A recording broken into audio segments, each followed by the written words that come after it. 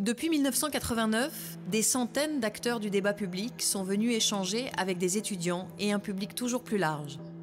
Année après année, tous ceux qui ont participé à la Cité de la Réussite ont modestement essayé d'apporter leur pierre au débat citoyen. Partager des connaissances, s'intéresser, s'étonner, questionner, apprendre et comprendre les autres, telles sont les valeurs simples que nous avons essayé de promouvoir depuis 2 décennies. De la philosophie à l'être, de l'économie au développement durable, des fondements et de l'équilibre de nos sociétés, le partage est au cœur de ce qui fonde, construit et fait grandir l'humanité. Cette année, la Cité de la Réussite a décidé d'appeler ses participants à partager.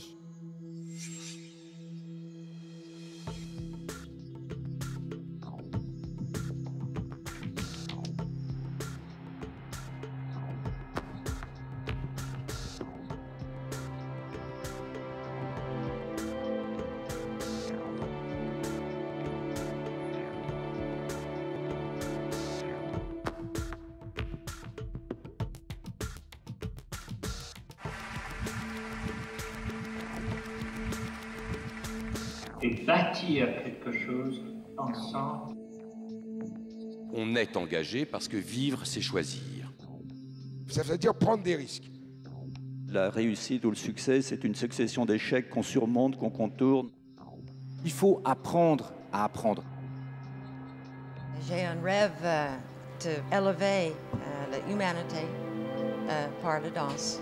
Quelle est l'œuvre d'art qui a pu transformer les gens autant que, je ne sais pas quoi, les 35 heures ou la retraite? Si ce n'était plus la solution McDonald's qui triomphait. Manger la même chose, penser la même chose dans tous les domaines, ça c'est le contraire de la cohésion. Cette mondialisation est au contraire une grande source de diversité. Je crois aux intelligences collectives. Je pense qu'on manque plutôt de tolérance, souvent. On peut respecter quelqu'un qu'on n'aime pas, on ne peut pas aimer quelqu'un qu'on ne respecte pas. La France doit comprendre qu'elle est multiple et que la différence est une chance. Chacun sait qu'il constitue un maillon et que si ce maillon faiblit, tout s'écroule. La lâcheté générale à l'égard de la responsabilité politique. Mais l'idée, c'est d'installer que les hommes politiques sont complètement déconnectés des réalités. Il faut qu'il y ait un lien intime entre moi, l'homme, qui veut être européen, et toutes les institutions européennes. Nous sommes entrés dans un nouveau siècle, et déjà, il est en danger. Je crois qu'il y a, je ne sais pas si c'est une fracture ou un moment historique où tout a changé. C'est vertigineux, nous avons même le pouvoir de tout faire sauter, de tout détruire. L'expérience, c'est une lanterne qu'on a dans le dos et qui éclaire le chemin parcouru. L'avenir va être absolument passionnant.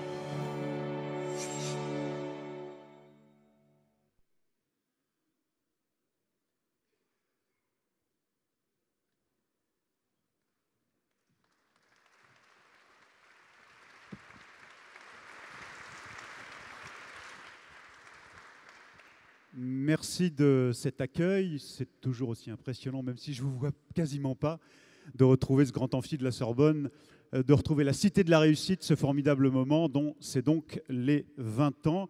Merci de cet accueil.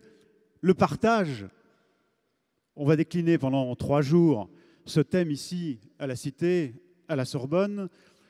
Partager. Partager quoi? Les dettes, la richesse, la création et les risques qui vont avec, l'effort. Apprendre à partager, ce sera le premier thème dans un instant. Nous allons démarrer avec quelqu'un qui aujourd'hui a des responsabilités au gouvernement pour essayer de nous aider à apprendre, ou en tout cas les nouvelles générations, à apprendre à partager à sa façon. C'est la ministre déléguée à la réussite éducative, Georges-Paul Langevin, qui va ouvrir ici même à la Sorbonne cette Cité de la Réussite. Madame Georges-Paul Langevin.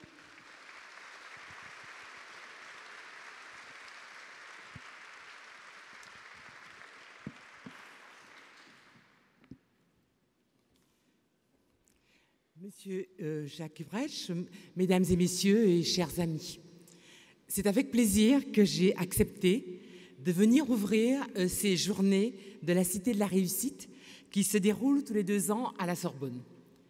Le thème de réflexion de vos journées est le partage. Et la première table ronde qui va se dérouler ce matin a pour sujet la question « Apprend-on à partager ?»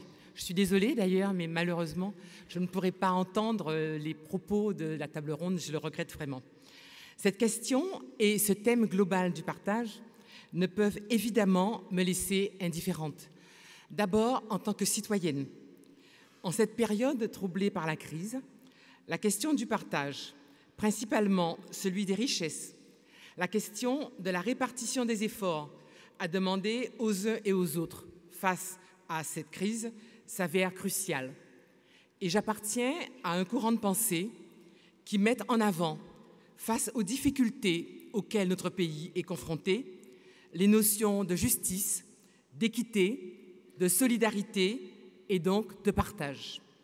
Le succès historique du petit livre de Stéphane Hessel, « Indignez-vous », nous montre que cette préoccupation face aux injustices, le souhait de faire prévaloir l'idéal sur les contraintes qui sont soulignées notamment par certains milieux financiers, ce souhait est largement répandu chez nos concitoyens. Nombre d'idéologies religieuses ou laïques ont d'ailleurs mis en exergue cette valeur du partage. En tant que ministre en charge de la réussite éducative, je pense que le partage du savoir, y compris du savoir-faire, le partage des valeurs fondatrices de notre vivre ensemble, ne relève pas du domaine de l'utopie. C'est un projet de civilisation, un projet de société humaniste auquel croient tous ceux qui font de l'école le socle de notre pacte républicain.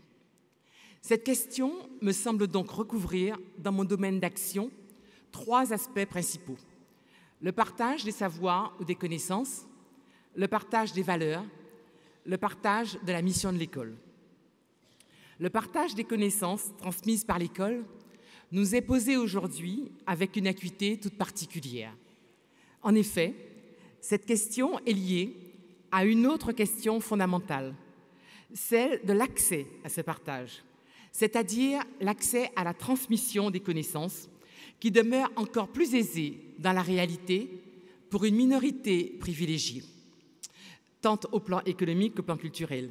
J'ai l'impression qu'il est aujourd'hui aussi difficile, voire plus, dans notre société, de partager réellement les compétences, les connaissances, les acquis culturels, que de partager les richesses ou les biens matériels. Il y a urgence, me semble-t-il, à s'attaquer à ce qui empêche un égal partage des connaissances, ce que doit permettre une école de la République juste et démocratique. La grande concertation à laquelle nous venons de procéder avec Vincent Peillon nous a permis de tracer quelques pistes importantes pour essayer de bâtir un programme d'action. Il s'établira autour de quelques priorités en ce qui me concerne. La lutte contre les effets de la grande pauvreté sur la scolarité d'un grand nombre d'enfants en fait partie. Ainsi, dans le cadre de la préparation de la conférence nationale sur la pauvreté, présidée par le Premier ministre, qui doit se tenir au mois de décembre prochain, j'anime aux côtés du ministère chargé de la famille un groupe de travail sur le thème « Familles vulnérables et réussite éducative ». Ce que nous voyons comme évaluation chez les enfants nous montre bien qu'il y a une corrélation très nette entre le niveau social de la famille et le niveau d'acquisition de la réussite éducative. Cette question de l'égal accès au savoir se pose aussi dans la lutte contre toutes les formes d'exclusion, au premier rang desquelles se trouve la lutte contre le décrochage scolaire. Le partage des connaissances et des qualifications ne peut, dans un pays comme le nôtre, se faire en laissant chaque année près de 150 000 jeunes sur le bord de la route. Ce phénomène du décrochage scolaire est en soi une menace pour la cohésion de notre vivre ensemble et un gâchis au plan économique et social. Le président de la République s'est engagé à lutter avec plus d'efficacité contre ce phénomène complexe. Et avec Vincent Peillon, nous nous fixons comme objectif de réduire de moitié le flux annuel des décrocheurs dans les prochaines années. Pour faciliter l'accès au partage des connaissances, il faut aussi, me semble-t-il, lutter énergiquement contre l'illettrisme. Je regrette que l'on en parle assez peu dans notre pays, alors que ce sujet fait l'objet de réflexions approfondies et de recommandations d'action précises au sein de l'Union européenne et de l'UNESCO.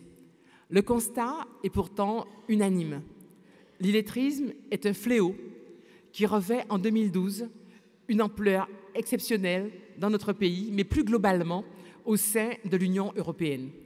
Il touche jeunes et adultes, beaucoup de familles, et ce qui est frappant, c'est que les garçons nous demandent aujourd'hui une attention particulière. Je le précise parce que moi qui étais une féministe convaincue, aujourd'hui on s'aperçoit qu'il faut aussi faire attention aux garçons. Et l'illettrisme constitue dans nos sociétés développées un facteur d'exclusion du partage des connaissances qui sont transmises par notre école de la République. Le deuxième aspect de cette problématique est celui du partage des valeurs de la République. Notre école transmet les valeurs fondamentales de notre pacte social, de notre vivre ensemble. Elle est la matrice qui forme les citoyens de demain et qui transmet les valeurs humanistes essentielles à notre jeunesse. Les politiques qui ont été menées jusqu'ici pour mettre sur pied des programmes de réussite éducative, donc souvent dans les quartiers les plus en difficulté de nos cités, ont donné lieu à des initiatives intéressantes et originales, à des partenariats souvent solides et imaginatifs, mais ont-ils pu rétablir plus d'égalité dans notre système éducatif? Il est permis d'en douter. Et surtout, où en sommes-nous sur la transmission de ces valeurs citoyennes qui sont essentielles à notre pacte républicain? Comme vous le savez, la réussite éducative prône une approche globale de l'enfant, de l'adolescent et du jeune. Et de ce fait, les questions d'éducation aux médias, d'égalité hommes-femmes, les questions d'éducation artistique et culturelle, les questions relatives au sport scolaire, les questions de lutte contre toutes les formes de discrimination sont au cœur de la réussite éducative et par conséquent de mon action. Toutes ces questions visent un objectif commun, qui est la formation de citoyens éclairés. Il est donc dans ma mission, et je pense qu'il relève des préoccupations que vous partagez aujourd'hui, de veiller à ce que notre jeunesse ait accès à cette transmission de valeurs, à ce partage de notre héritage culturel dont l'école est le vecteur privilégié. Donc bien entendu, il ne s'agit pas, en partageant cet idéal républicain, de brider la créativité, de brider les appartenances et les références culturelles propres que peuvent avoir certains jeunes, mais je crois que le fait de partager des valeurs républicaines communes est vraiment quelque chose d'essentiel à la cohésion de notre société. Enfin, la problématique du partage nous renvoie à la mission de l'école d'aujourd'hui et de demain. Notre école ne peut à elle seule tout résoudre. Elle n'est plus aujourd'hui le seul lieu de transmission de connaissances. Ce qui se passe sur Internet et dans les réseaux sociaux nous le montre quotidiennement. Notre école doit donc accepter de partager son rôle éducatif. Elle doit partager sa mission en s'ouvrant plus qu'elle ne l'a déjà fait aux autres acteurs de la communauté éducative, notamment les parents d'élèves, les associations d'éducation populaire et les collectivités locales. Les parents d'élèves sont des partenaires incontournables de l'école.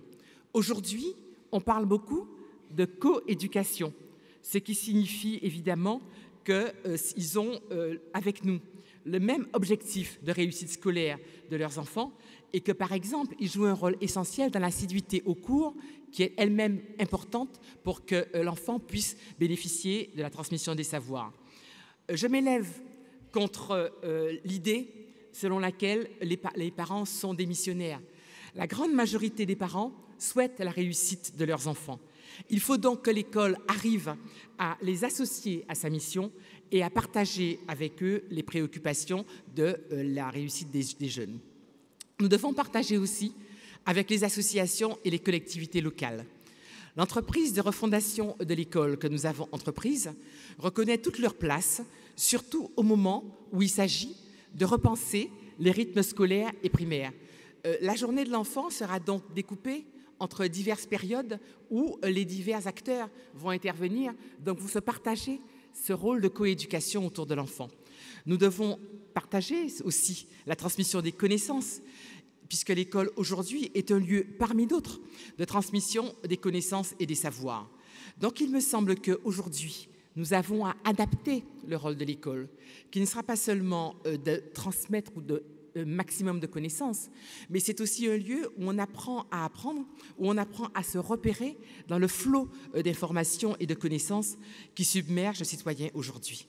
Donc c'est la raison pour laquelle nous sommes en train de mettre sur pied un plan de développement de la numérisation à l'école, car pour pouvoir éduquer l'enfant dans cette société numérique, eh bien, nous avons besoin que l'école aussi soit elle-même un lieu où la numérisation existe et où la numérisation est enseignée. Voilà, c'est ceci. Et l'essentiel de ce que je voulais vous dire, il est temps maintenant de laisser la première place à la table ronde. Je suis sûre qu'elle tiendra ses promesses, car ici, nous sommes entre personnes qui partageons une même volonté de redonner à l'école toute sa place dans la République. Je crois que nous sommes aussi tous conscients de ce que la jeunesse est le bien le plus précieux pour notre société, qu'elle est le premier de nos investissements. Et c'est la raison pour laquelle le fait que le président de la République en ait fait sa priorité est, me semble-t-il, quelque chose d'essentiel. Je crois que nous pouvons faire que notre jeunesse échappe aux déterminismes sociaux. C'est en tout cas l'ambition que nous avons. Nous souhaitons arriver à faire en sorte qu'il y ait un véritable partage, non seulement des compétences et des talents, mais il faut aussi, et ça c'est un peu ce que je vous renvoie à nos réflexions, il faut aussi, à l'égard de notre jeunesse, que nous parvenions à partager avec elle l'accès aux responsabilités, l'accès aux fonctions dans la société, parce que, me semble-t-il, si nous arrivons à partager avec eux les connaissances et les compétences, insuffisamment, car nous avons un vrai souci à l'écart des jeunes des quartiers populaires. Mais si nous n'arrivons pas à partager avec eux les responsabilités, à leur faire en quelque sorte une place véritable dans notre société, eh bien je crains que ce soit notre pacte républicain qui soit écorné, parce que la confiance des jeunes dans notre société, dans cette société que nous voudrions inclusive, se trouvera fort écornée. Et à ce moment-là, il me semble que nous avons peut-être à affronter des moments un peu difficiles. C'est la raison pour laquelle il me semblait tout à fait important que vous réfléchissiez aujourd'hui à cette notion de partage, et de là où je parle, je dirais surtout ce partage indispensable avec les jeunes, et notamment avec les jeunes de nos quartiers populaires. Je vous remercie.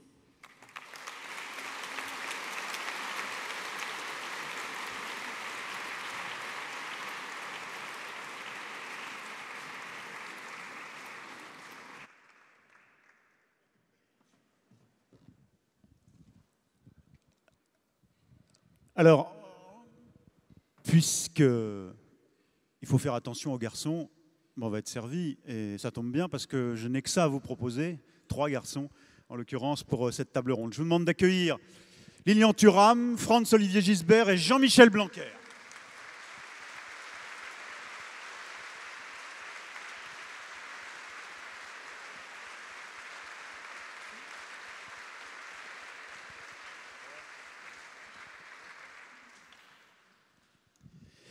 Merci, messieurs. Alors, le partage et même et surtout son apprentissage. Comment apprendre à partager? D'abord, je vais demander à la régie de bien vouloir nous mettre d'ores et déjà, un petit peu de lumière dans la salle. Peut-être pas autant qu'au moment des questions, mais déjà un petit peu, parce que c'est sympa pour nous et c'est même clé de mesurer, de sentir la réaction de la salle, et notamment en vous voyant les uns et les autres. Vous connaissez le principe de la cité, et sinon je vous le rappelle, nous avons ici des étudiants, je crois que c'est HEC Dauphine aujourd'hui, qui ont préparé pour ce débat-là un panel de questions. Ils ouvriront le feu des questions et du dialogue avec la salle, mais l'objet, jusqu'à 12h30 et peut-être un peu plus, c'est bien l'enjeu de vous avoir et d'avoir un dialogue avec les intervenants ici de cette table ronde autour de ce thème, l'apprentissage du partage. Alors de quoi parle-t-on politique à l'instant? C'était son rôle, la ministre. Morale, peut-être, économie. Comment faire pour transmettre, pour communiquer à l'autre sa passion, ses connaissances, on vient de le voir, son plaisir dans l'action, ses valeurs, comment ne pas agir, ne pas construire que pour soi-même, partager et en faire l'apprentissage. On a 3 éminents partageurs ici aujourd'hui, sur le terrain, la balle au pied, et aujourd'hui avec sa fondation contre le racisme, Lilian Thuram. Dans ses livres, à l'antenne bien sûr, à la télévision, et avec son équipe du Point, Franz-Olivier Gisbert, mon confrère, et puis à la tête de l'Académie de Créteil il y a quelques temps, et aujourd'hui à la tête de l'enseignement scolaire au ministère de l'Éducation nationale, le recteur Jean-Michel Blanquer, agrégé de droit public, philo, un de nos grands savants, en sciences humaines en tout cas, et qui reviendra peut-être sur cet aspect de l'éducation, c'est évident. Militant du partage et de son apprentissage. La première question, Lilian Thuram, si vous voulez bien prendre un micro, messieurs, elle est peut-être très générique, mais avant de partager le plaisir, comme celui que vous nous avez donné en 98, en 2000 et tout, au cours de toutes ces années, avant de nous faire partager, il faut d'abord acquérir la réussite, réussir à acquérir les connaissances, acquérir la technique. Donc, il faut d'abord agir en égoïste, totalement en égoïste. Est-ce que c'est votre sentiment ? Écoutez, tout d'abord, bonjour. Je ne pense pas. Effectivement, lorsque vous devenez joueur de foot, vous ne pouvez pas acquérir la technique sans avoir des entraîneurs, sans avoir des coéquipiers. Donc, effectivement, je pense que le football ou la vie en règle générale, on ne se fait pas tout seul. Donc, effectivement, peut-être qu'on n'en a pas conscience, mais il suffit de regarder un enfant. Un enfant devient un être humain. Pourquoi ? Parce qu'il reçoit des choses. Et donc, pour moi, le partage, avant tout, c'est créer des liens. Et je dirais que chacun de nous, pour devenir ce que nous sommes, nous avons besoin de créer des liens avec d'autres personnes et de partager avec d'autres personnes. Évidemment, ce sont les autres qui vous aident à grandir, comme vous venez de le souligner, et qui, en effet, vous apportent. Mais soi-même, avant de redonner, il faut ces moments d'introspection et de solitude. Il faut agir d'abord peut-être en solitaire avant de partager. Non, je ne pense pas. Je pense qu'au contraire, vous savez, parfois, vous donnez sans le savoir. Par exemple, lorsque vous jouez au foot, lorsque vous êtes sur un terrain, vous vous confrontez aux adversaires. En règle générale, il faut faire don de soi à l'équipe. Mais parfois, vous n'avez pas conscience. C'est-à-dire que vous savez que pour arriver à l'objectif, il faut avoir cette capacité d'être lié et de partager des moments et partager, par exemple, le choix de la tactique. Je pense que ce qui est intéressant dans le partage, c'est que de toute façon, on ne peut pas s'en sortir sans partage. On verra si le professeur est d'accord avec cette vision. Comment vous êtes venu, vous l'avez déjà raconté, mais comment vous êtes venu petit à petit de votre passion, de ce partage et de ce spectacle formidable qu'est le sport et le football à la Fondation ? Tout d'abord, c'est l'histoire d'une vie. Je le raconte souvent. Moi, je suis né en Guadeloupe. Je suis arrivé à l'âge de 9 ans dans la région parisienne.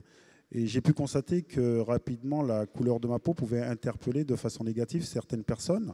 Donc j'ai posé des questions à la maison, à ma maman qui n'a pas su me répondre. Je dirais, elle m'a donné une réponse pas très intelligente. Elle m'a dit, oui, tu sais, c'est comme ça, les gens sont racistes.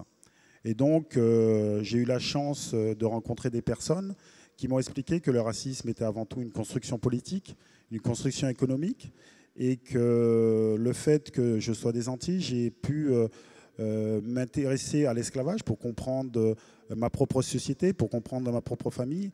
Et je crois qu'il y a un clé qui se joue à ce moment-là, parce que je pense que dans l'inconscient collectif, malheureusement, l'histoire des personnes des populations noires commence par l'esclavage. Donc on comprend pourquoi dans l'inconscient collectif, il y a une incapacité peut-être à voir sur un plan d'égalité selon la couleur de la peau. Parce qu'encore une fois, c'est une construction scientifique, par exemple la hiérarchie entre personnes selon leur couleur de peau.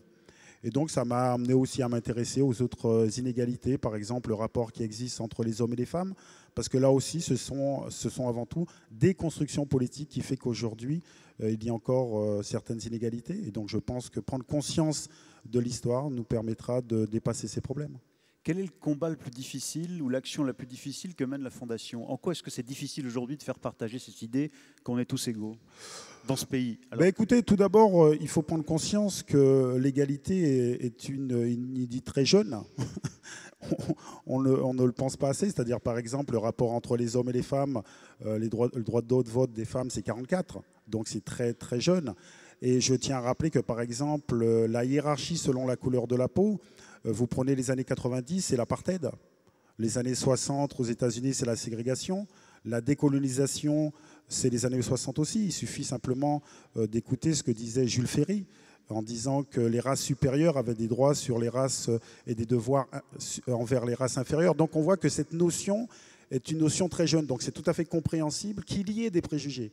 Ce que j'essaie de faire comprendre, c'est-à-dire qu'il ne faut pas avoir honte, il faut qu'on puisse se questionner, comprendre les préjugés et de ne pas être mal à l'aise avec ça. Parce que je crois que le vrai problème, c'est qu'il y a beaucoup de personnes qui sont dans une certaine victimisation, d'autres dans une certaine culpabilité.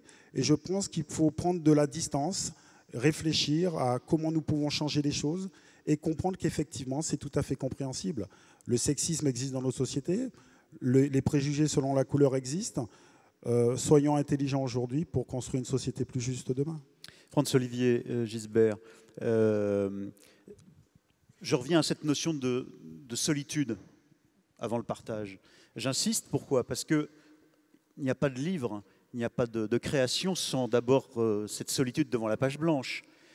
Cette discipline-là, elle est indispensable pour partager ensuite les connaissances et le partage à l'antenne ou dans un magazine comme Le Point? Ça, c'est une très bonne question, parce qu'en effet, je crois que le partage commence par la solitude. Juste un petit détail quand même par rapport à ce que vous avez dit tout à l'heure. Moi, je reprends toujours cette formule de Julien Green. Vous savez, le personnage le plus généreux. Qui est le plus généreux? Est-ce que c'est celui qui donne ou c'est celui qui reçoit? Julien Green, il disait toujours que c'était celui qui reçoit. Et c'est vrai qu'il y a du bonheur à donner. Et je pense que celui qui reçoit, il donne toujours beaucoup de bonheur à celui qui a donné.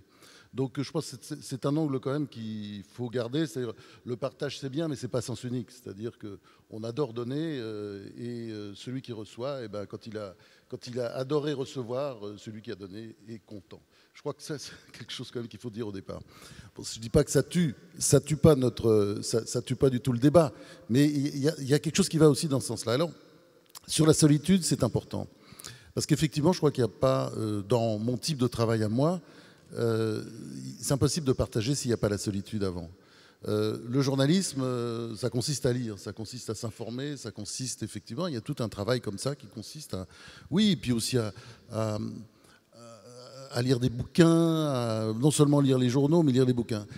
L'écriture, c'est quelque chose de très différent parce qu'on se nourrit évidemment des autres sans arrêt. C'est-à-dire on a écouté, c'est-à-dire c'est aussi... l'écrivain et le journaliste n'ont pas grand-chose en commun, mais le journaliste, il est aussi d'une certaine manière un média parce qu'il reçoit tout le temps et à un moment donné, il se met effectivement seul devant sa page blanche et à ce moment-là, il écrit. Mais quand il écrit, enfin moi je fais partie de ces écrivains, quand j'écris pour les autres. C'est-à-dire je pense à l'autre, j'ai toujours un... Je sais pas, je pourrais pas dire quel est mon lecteur... Enfin, ou si je commençais à le faire, ça mettrait du temps, mais je le sens un peu. Je veux dire, c'est quelqu'un que je vois qui est peut-être plutôt de sensibilité féminine. Vous voyez? Non, mais je sais à peu près comment il est parce que c'est à celui-là que je m'adresse. C'est dommage pour tous ceux d'entre nous qui vous lisent. Ben, peut-être, absolument. C'est dommage pour les hommes. C'est exclusif. Non, mais de toute façon, on peut être un homme avec une sensibilité féminine. Mais donc, j'écris pour quelqu'un. Ça, je crois que c'est très important. Je crois que c'est la plupart des écrivains écrivent pour quelqu'un, mais pas tous. Il y en a qui écrivent pour eux, c'est-à-dire pour le style, pour faire des belles choses. Ça, c'est aussi une façon d'écrire. Donc, est-ce que partager quand on écrit, évidemment, je ferai des références en particulier à Dernier Carnet et sur la politique, ça impose de provoquer et ça impose d'égratigner? Parce que là, vous y avez été comme jamais. Oui, mais vous dites ça parce que ça concerne une personnalité ou deux ou trois. Mais en même temps, dans les romans aussi, dans les romans on choque, dans les romans on va au fond de soi, on raconte des choses horribles, ou même dans un récit autobiographique comme j'ai pu le faire à propos de mon père, on se fait mal aussi d'ailleurs, on se mortifie. Je pense que de toute façon, il n'y a pas d'écriture sans violence. Hein. Si vous regardez bien l'écriture à travers les temps, même des gentils philosophes, mon philosophe préféré, Spinoza, il n'y a pas plus gentil quand même, il est doux, etc. Vous avez vu quand même tout ce qu'il a subi, l'oppression qu'il a vécue, etc. Donc je pense que oui, c'est toujours une prise de risque. Et puis, si vous ne prenez pas de risque, c'est vrai, vous pouvez faire des belles choses, d'ailleurs, avec un beau style, comme, disons, des gens comme Paul Valéry, par exemple. Vous voyez, mais ce sont des constructions, des cathédrales que je trouve d'ailleurs très intéressantes. Moi, j'adore les visiter, mais c'est vrai que c'est autre chose. Jean-Michel Blanquer, comment arriver à transmettre l'idée de cette discipline de l'apprentissage pour un jour, pour être capable, après, de donner, de partager, de faire partager, et comment finalement, surtout face aujourd'hui à des générations qui ont parfois du mal à avoir la générosité de recevoir, face à un prof, hein, pour dire les choses clairement. Jean-Michel Blanquer. Oui, je crois que cette question-là et la précédente sont très suggestives parce qu'elles obligent à réfléchir sur ce qu'est partagé. D'abord, je pense qu'il y a une distinction à faire dès le début pour essayer de répondre, qui est de distinguer entre les biens matériels et les biens immatériels. Pour les biens matériels, c'est vrai qu'on peut, au premier abord, se faire le raisonnement qu'il faut d'abord les produire, les construire, les amasser pour pouvoir ensuite les distribuer, donc les partager. Mais même sur les biens matériels... En gros, vous êtes en train de nous dire qu'il faut des riches pour qu'on puisse progresser. Je dis qu'on peut penser ça... Dans le débat actuel, c'est pas anodin. Donc je dis qu'on peut penser ça au premier abord. Je me souviens que, par exemple, il y a une phrase de Georges Pompidou qui dit en gros ça, et c'est effectivement une pensée politique. Mais on peut aussi défendre au second abord qu'on peut parfois coproduire dès le début. Et c'est en lien un peu avec ce qu'a dit Lilian Thuram d'ailleurs. C'est-à-dire que dès le début, il y a un état d'esprit de partage. Et par exemple, si vous prenez l'économie sociale, les coopératives, les mutuelles, on a des gens qui d'emblée se mettent ensemble pour faire quelque chose et le partager. Ils sont donc déjà dans le partage, non pas dans l'acte de consommer, mais dans l'acte de produire. Et c'est déjà un état d'esprit et je pense que c'est intéressant de le noter. Après, s'agissant des biens immatériels, c'est à la fois comparable et différent. Parce que par définition, la connaissance, si je la partage, je ne la perds pas. Si je partage le plaisir que j'ai eu à lire un livre, on va être deux à en jouir ensuite, et ce n'est pas la même chose que de donner quelque chose. Ça engage différemment. À partir de là, j'adhère totalement à ce qu'a dit François-Olivier Gisbert sur l'attitude de solitude nécessaire au début, mais aussi sur la générosité qu'il y a dans l'acceptation du partage. Et c'est ce que vous demandez là, sur la question finalement de la générosité, d'accepter d'être en acte de recevoir. Et effectivement, c'est un problème pour l'éducation, puisque est-ce que, en gros, nos élèves ont cette générosité? Est-ce que nos professeurs rencontrent cette attente de la part des élèves? Alors d'abord, ce n'est pas un problème si nouveau, finalement, c'est un problème qui est vieux comme l'éducation. On pourrait donner bien des exemples, même dans l'Antiquité. Mais je pense que ça nous montre que derrière la question du savoir, il y a des questions de valeur et il y a des questions donc d'attitude, il y a des questions de rapport au savoir. Et que donc, on pourrait dire que le professeur comme l'élève, en effet, se mettent en situation de partage avant un cours ou au moment du cours, et que ceci réclame une attitude qui elle-même s'apprend. Le verbe espagnol pour dire partager me paraît intéressant, c'est compartir. Je n'ai pas étudié l'étymologie de compartir, mais ça évoque l'idée de partir ensemble. Et cette idée de partir ensemble, c'est un peu ce à quoi on invite un élève au début d'un cours. Au fur et à mesure de votre progression, il y a eu Créteil, un rectorat où vous avez lancé des initiatives, des idées qui ont un peu bousculé toutes les écoles de pensée de l'école en France, que vous vouliez très concrètes. Il y a eu les internats d'excellence notamment, et pas uniquement. Quelle est la plus grande difficulté que vous avez rencontrée dans cette volonté d'améliorer l'apprentissage du partage des connaissances, évidemment? On me parle souvent de Créteil, mais avant d'être à Créteil, j'étais en Guyane. Et c'était en réalité beaucoup plus difficile que Créteil. Et j'ai fait des choses peut-être plus hardies en Guyane qu'à Créteil, mais qui, comme elles n'étaient pas sous l'œil public, ont été d'une certaine façon plus faciles à faire, paradoxalement. et ce que m'a appris d'abord l'expérience en Guyane, puis à Créteil, c'est une évidence, mais il faut le vivre pour le penser vraiment, c'est qu'il faut d'abord partager les objectifs avant de partager des résultats. Et donc en Guyane, ce qui avait très bien fonctionné, c'était d'avoir un projet académique pour l'ensemble de l'académie sur plusieurs années, qui avait été voté par tous les acteurs de l'éducation, ce qui a vraiment été un long travail. Et à partir de là, tout devenait simple, presque simple, disons. C'est parce qu'à chaque fois qu'on fait quelque chose, on peut se référer à des objectifs qui ont d'abord été partagés ensemble. Dans l'Académie de Créteil, ceci était plus difficile à réaliser parce que les arrière-plans divers sont plus lourds. Mais en tout état de cause, la méthode était la même, c'est-à-dire partager des objectifs.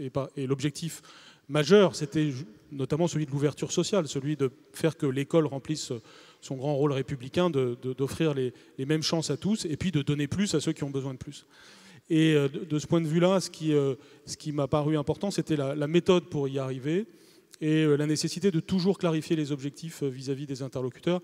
Et c'est comme ça qu'on peut partager. Parce qu'une vision erronée serait de croire qu'il suffit d'avoir de la bonne volonté, d'avoir de la générosité pour qu'ensuite tout le monde adhère. C'est évidemment pas comme ça que ça fonctionne. Pour pouvoir partager à l'arrivée, il faut avoir partagé au départ. Ça, c'est une idée nouvelle ou c'est inexorable et ça a été tout le temps, cette idée qu'il faut d'abord partager l'objectif si on veut tenter un peu de réussir. On a souvent pensé, et après aux autres, qu'il suffisait du chef, que ça descende, et puis voilà, on suit. S'il y a un domaine où il faut partager un objectif pour qu'on gagne, c'est bien le sport collectif. Ben, complètement, c'est vrai qu'effectivement, avoir un objectif commun vous donne à comprendre pourquoi il faut partager des efforts. Donc je pense que c'est tout à fait compréhensible. Si vous ne donnez pas aux gens à comprendre la finalité des efforts et du partage, effectivement, vous perdez beaucoup de personnes en route. Ça, c'est la clé de tout. Je prendrai un grand plaisir, c'est naturel, c'est mon métier, c'est ma passion, de partager toujours avec vous trois. Mais la règle ici, c'est d'abord la salle quand même, avant tout. Donc l'occasion, on a un peu plus de 3/4 d'heure, presque 1 heure encore, de partager avec vous est rare. Donc voilà. D'abord les étudiants, si vous voulez bien. Les étudiants de HEC Dauphine, je crois. Je voudrais qu'on leur fournisse un micro. Vous êtes équipés? C'est bon, levez-vous si vous voulez bien. On va prendre 3 questions déjà, et puis réponse, et ensuite la salle. Allez-y, présentez-vous. Alors, vous m'entendez? Allez-y, parlez fort et bien près du micro. Alors tout d'abord, juste pour préciser, nous sommes étudiants à l'ISTH. J'étais sûr que ce ne serait pas ce qu'on m'a indiqué. Voilà. C'est pas grave. Donc, moi, je m'appelle Clément Samadé, donc je suis étudiant à l'ISTH. Et j'aurais une question pour Monsieur Thuram.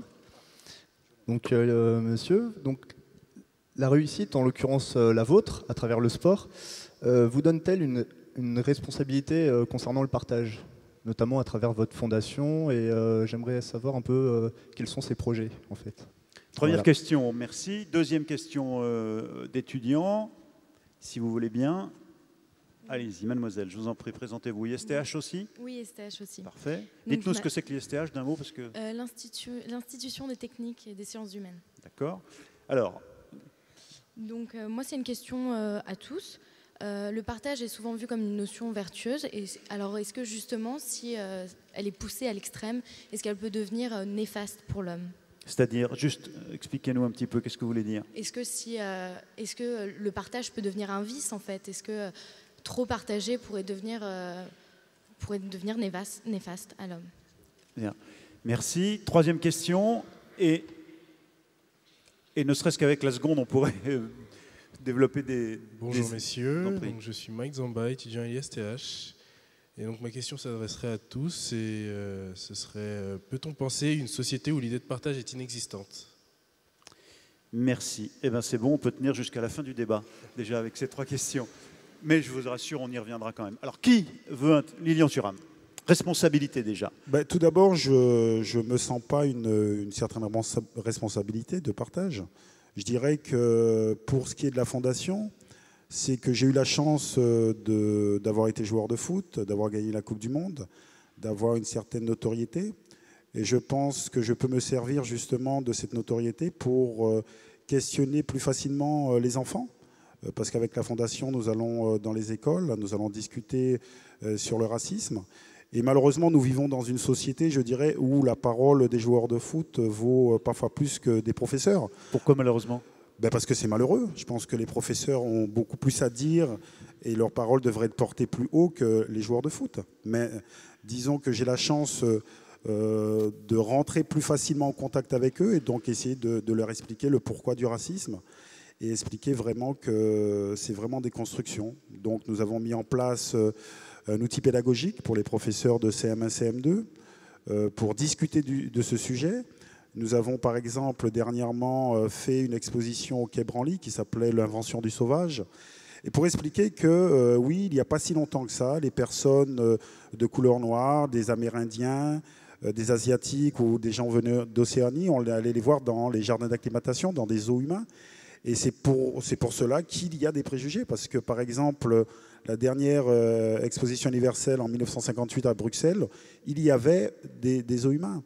Et donc, c'est tout à fait compréhensible qu'il y ait des préjugés parce que c'est culturel. Le racisme est quelque chose de culturel. Et parfois, on a un peu honte de voir la réalité.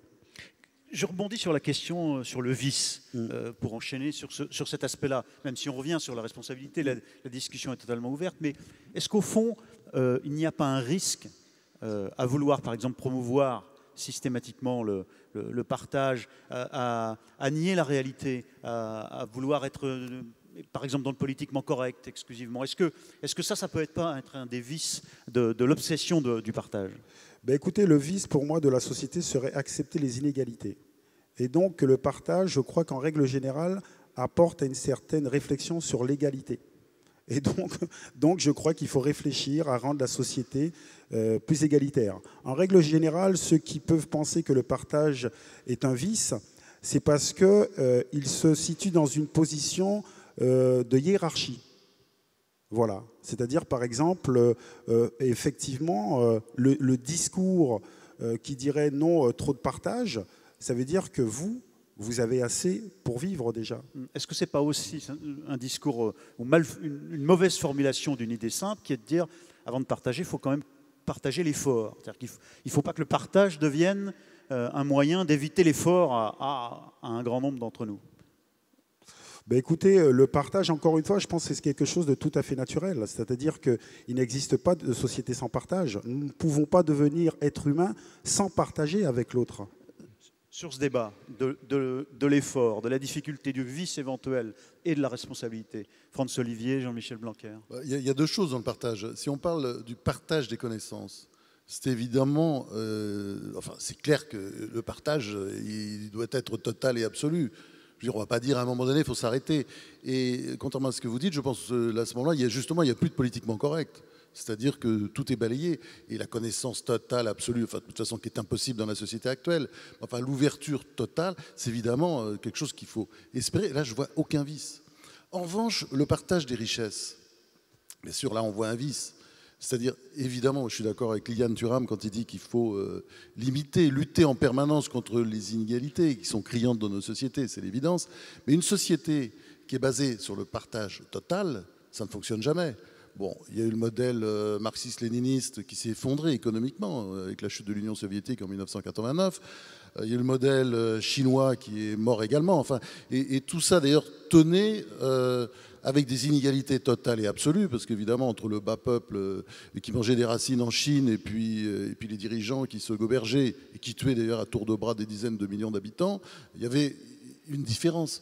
Donc, évidemment, le mythe du partage, c'est bien, mais je suis d'accord avec mademoiselle, à un moment donné, ça tourne au vice. C'est-à-dire, forcément, on ne peut pas nier que les humains naissent inégaux d'une certaine manière, inégaux physiquement souvent, oui, parce qu'il y en a hélas qui naissent estropiés, donc il y a des inégalités, évidemment qu'il faut corriger, qu'il faut aider. La société de ce point de vue était extrêmement sauvage il y a encore quelques décennies quand on pense de la façon dont on traitait les handicapés. C'est quelque chose qui vous frappe peut-être aujourd'hui, c'est qu'on les voit dans la rue, ils peuvent enfin sortir, ils peuvent vivre, on les a quand même reclus pendant des siècles. Vous allez plus loin parce que vous nous dites au fond, il est nécessaire qu'il y ait une part de non-partage, d'inégalité.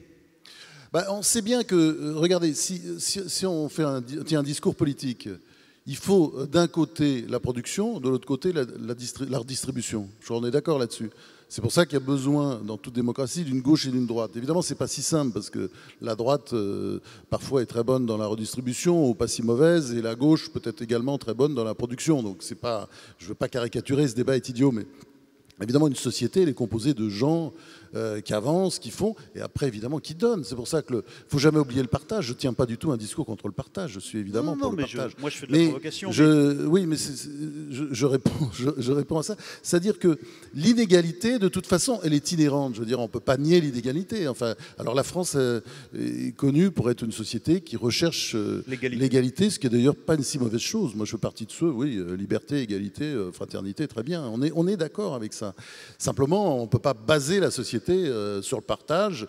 Il y a eu des mythes comme ça au cours du XXe siècle, du XIXe, qui sont effondrés quand on les a appliqués au XXe siècle. Dès lors que c'est un moyen, mais qu'on utilise aussi comme moyen l'inégalité comme moteur. Quoi, oui, non, c'est-à-dire la question de mademoiselle était très juste, c'est-à-dire c'est un vice, quand le partage absolu est un vice. Alors qu'une société doit partager, c'est évident. On est tous pour le partage. Il n'y a personne ici qui va dire on est contre le partage. En plus, le partage fait du bien. Je reviens toujours sur cette notion qui est importante, c'est-à-dire que franchement, on ne se fait pas de mal quand on partage, quand on donne. Hein. Après, il faut que des gens pour recevoir. Jean-Michel Blanquer, votre réaction sur la responsabilité, sur le vice éventuel et la réaction de Lilian Thuram.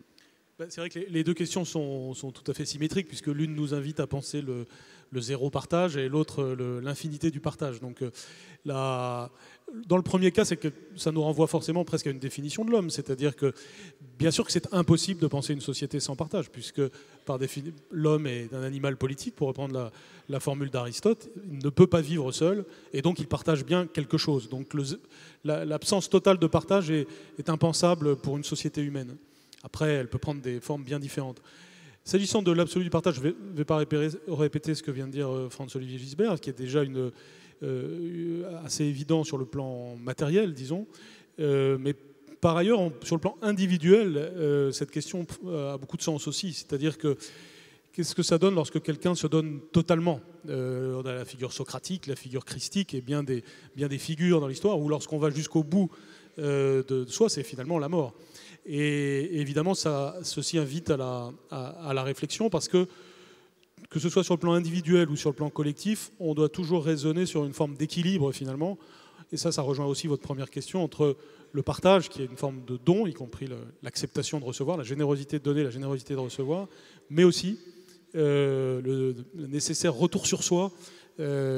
Sinon, on va vers la mort, qui peut être glorieuse d'ailleurs, mais il y a quelque chose de dangereux dans le partage, et c'est aussi ce qui fait sa beauté. Ce serait trop simple si c'était juste une question de générosité et de degré de générosité. C'est aussi une question d'équilibre. Lilian Thuram, vous voulez réagir sur... Oui, parce qu'en fait, moi je pense qu'effectivement, le partage est essentiel. Si on accepte au départ qu'il y ait des inégalités, ok, mais ces inégalités, il faut travailler pour justement que la société soit égalitaire. Je prends par exemple, aujourd'hui on peut parler de notre pays, mais je dirais au niveau international. D'accord ? Tout à l'heure, il y a cette carte, le partage du monde, le partage des richesses du monde. Donc je pense qu'à un moment donné, il va falloir essayer de partager les richesses du monde, parce que si on ne les partage pas, les pays les plus riches vont s'approprier les richesses. Et pour s'approprier les richesses, ce seront des guerres. C'est une évidence. Donc je pense qu'à un moment donné, il faut avoir l'intelligence d'expliquer que peut-être il faut arriver à une certaine intelligence du partage pour qu'on puisse tous vivre de façon décente. Est-ce que, et ça me ramènera à la troisième question, la question sur le zéro partage ou une société sans partage, paradoxalement, est-ce que nous ne sommes pas victimes, nous aujourd'hui, avec nos difficultés économiques, les délocalisations par exemple, nos pertes d'emplois industriels, du fait que nous avons été dans la difficulté à partager, à ouvrir les marchés au fil des décennies. C'est-à-dire qu'aujourd'hui, on prend en boomerang un partage absolu, la mondialisation. Franz-Olivier Gisbert. Ouais, c'est le paradoxe de l'histoire que nous vivons aujourd'hui, parce que l'Occident a le sentiment de s'appauvrir. Et d'ailleurs, certains pays de l'Occident connaissent aujourd'hui des crises économiques, des récessions extrêmement graves. Mais c'est vrai que, en revanche, de l'autre côté, enfin dans un parti du monde, parce que c'est circonscrit quand même à l'Asie, encore que l'Afrique est en train d'exploser économiquement. Certains pays d'Afrique, on n'en parle jamais, parce qu'évidemment, on reste toujours sur des vieux schémas, mais l'Afrique, c'est toujours l'enfant qui meurt de faim, mais il y a toute une partie de l'Afrique qui est en train de se développer extrêmement vite, pas seulement grâce aux matières premières, des systèmes économiques comme ça. Bon, donc on a eu l'habitude, le monde occidental, je veux dire, c'est-à-dire l'Europe et les États-Unis, de dominer le monde économiquement, et c'est clair qu'aujourd'hui, il y a de nouveaux acteurs. La Chine, demain l'Inde de plus en plus, l'Indonésie, enfin, il y a de nouveaux arrivants. Et ces pays émergents, qui sont plus émergents du tout, enfin, qui sont de moins en moins, effectivement, font que quand on se compare aujourd'hui en Europe, on se désole. Et voilà, bon, est-ce que c'est du partage? Non, c'est pas du partage, parce que je pense qu'on ne l'a pas voulu, on l'a pas, ça s'est fait sans nous. Aujourd'hui, on a même le sentiment que ça se fait contre nous, mais en fait, c'est une bonne chose. C'est une bonne chose, mais ça, c'est clair qu'aujourd'hui, on le paye économiquement. Alors, autre question peut-être. Vous avez d'autres questions, les étudiantes? Oui, non, je vais prendre alors, une question étudiante et puis 2 ou 3 questions dans la salle. Mademoiselle, je vous en prie, un micro, levez-vous si vous voulez bien que... Allez-y. Alors, Mélanie Tournier, élève à l'ISTH aussi.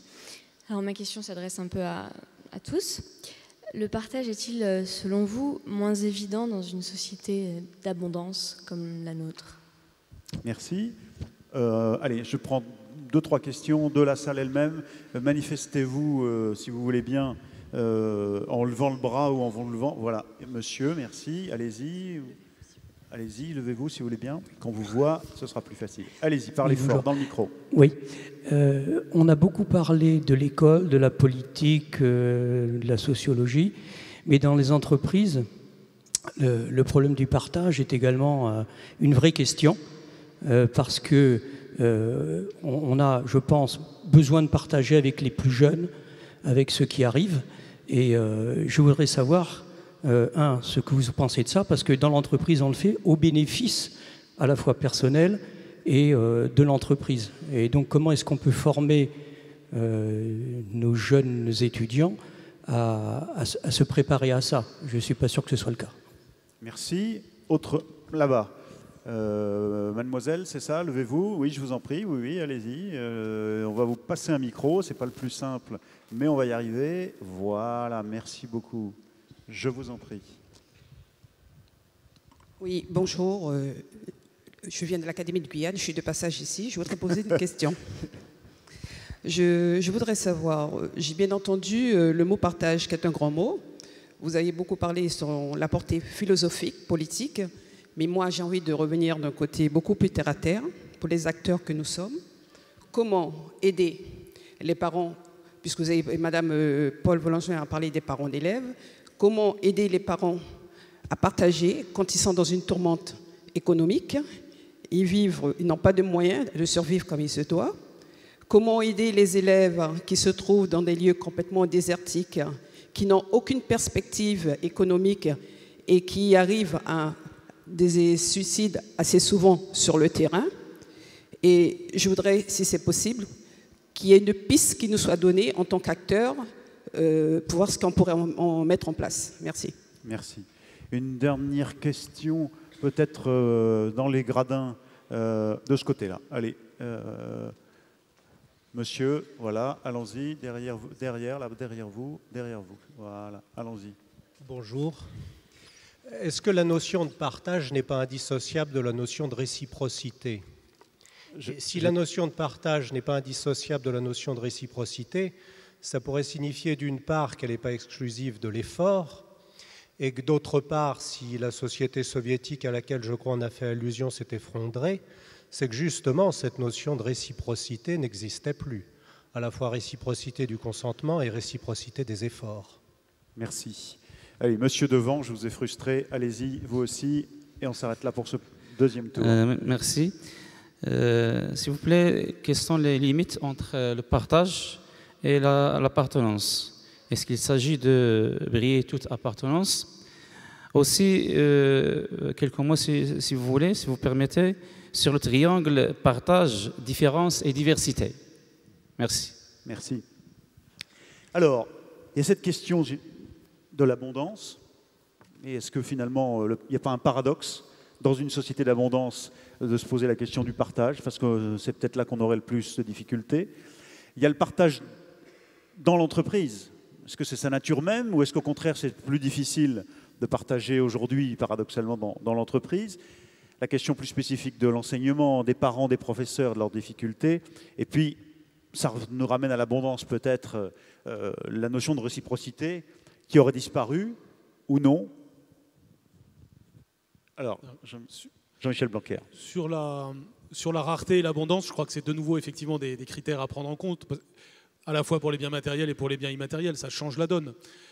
Parlons uniquement des biens immatériels. Là. Le fait, tout le monde sait, chacun voit qu'on est passé dans une autre époque depuis quelque temps, puisque nous avions autrefois à partager le savoir dans une logique de rareté. Il fallait aller dans des bibliothèques, il fallait aller dans des endroits spécifiques, il fallait aller voir des personnes qui avaient un savoir spécifique pour apprendre. Aujourd'hui, le grand enjeu est d'arriver à trier le savoir et aussi à organiser le temps pour que ce savoir ne soit pas superficiel, mais réellement quelque chose qui imprègne celui qui apprend, et qu'il se l'approprie véritablement et qu'il ne soit pas en situation de zapper en permanence.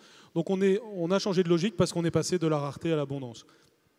S'agissant des biens matériels, on va trouver le même genre de basculement dans une société selon qu'elle est dans la rareté ou dans l'abondance, même si c'est peut-être un peu plus subjectif parce que une des caractéristiques de l'homme, c'est qu'il estime être toujours en situation de rareté. Ça, c'est une phrase de Marx sur le fait que le besoin est infini. Sur l'abondance, pardon, je vous interromps un moment quand même. Sur l'abondance, est-ce que cette dimension d'abondance d'informations, de connaissances et d'un accès total et libre de tous, aujourd'hui aisément à l'information, n'est pas paradoxalement aujourd'hui un facteur d'inégalité? Parce qu'il crée l'inégalité parce que ceux qui sauront la trier vite et choisir celle qui a de la valeur, l'information, ont un pouvoir. Oui, bien sûr, il crée de nouvelles inégalités. D'abord parce que dire que tout le monde accède à la formation, déjà, ça n'est pas tout à fait exact, puisque en fait, il y a ce qu'on appelle l'innumérisme, et puis il y a encore beaucoup d'angles morts de la vie numérique sur la planète aujourd'hui, d'ailleurs, pour le meilleur et pour le pire. Donc c'est déjà une première catégorie d'inégalité pratique. Et puis, il y a l'inégalité que vous dites. Et cette inégalité, elle est très grave parce qu'elle ne divise pas tellement seulement les riches et les pauvres, elle divise les gens en fonction de l'éducation qu'ils ont reçue, de l'attention familiale qu'ils ont eue, ce qui nous renvoie à la question sur les parents. Et donc, un des grands enjeux pour l'éducation nationale et pour tout système éducatif, c'est d'arriver à ce que cette notion de temps, cette notion de cette capacité de l'élève et du futur adulte à se poser, à trier l'information, à la comprendre, à la critiquer, soit effective. Alors cette problématique, elle a toujours existé. Si on lit Montaigne, on voit des choses de ce genre. Sauf que c'est un facteur N aujourd'hui, vu l'information disponible pour l'enfant. Ceci nous invite forcément à des réflexions sur ce qui se passe à l'école, sur ce qui a lieu en cours, non pas pour dire que la figure du professeur, c'est fini, qu'aujourd'hui il est dépassé par tout ce qui se passe autour, mais plutôt pour faire évoluer cette figure du professeur, parce qu'il a encore un grand privilège, ce professeur, et ça on ne note pas assez. On note souvent le fait que le professeur aujourd'hui, il est concurrencé par l'ensemble des savoirs qui circulent en dehors de lui, mais le professeur, il a quand même encore un privilège énorme, c'est qu'il dispose du temps d'autrui. Il a des dizaines d'heures devant lui des élèves. Ça, c'est un privilège que je crois plus personne d'autre n'a dans la société. Et ce temps-là, ce qu'il va faire de ce temps-là, la façon dont il va l'organiser, d'une manière qui va être utile pour ses élèves, avec des objectifs partagés, ça c'est quelque chose de très important. C'est d'ailleurs pour ça que c'est extrêmement difficile, car qui, et notamment dans les nouvelles générations, tolère facilement qu'on lui impose son temps, qu'on organise son temps, qu'on soit propriétaire en partie de son temps. C'est ça qu'on a du mal aujourd'hui à transmettre. Qu'il faut la discipline de se laisser mener pendant un certain temps et qu'on n'est plus propriétaire de son temps. Mais c'est justement ce que l'école doit apprendre, ce que la famille d'une part et l'école d'autre part doivent apprendre à l'enfant dès le plus jeune âge.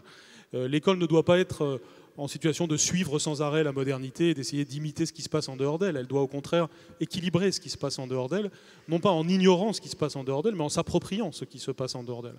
Concrètement, ça veut dire qu'il faut évidemment des ordinateurs à l'école, qu'il faut évidemment tenir compte des tablettes numériques aujourd'hui, qu'il faut même par exemple utiliser les smartphones pour l'apprentissage de l'anglais ou de langue étrangère hors temps scolaire. Bref, il y a des usages extrêmement pertinents à faire, mais non pas pour imiter ce qui se passe en dehors, mais pour l'équilibrer de façon à ce qu'il y ait un usage intelligent des technologies.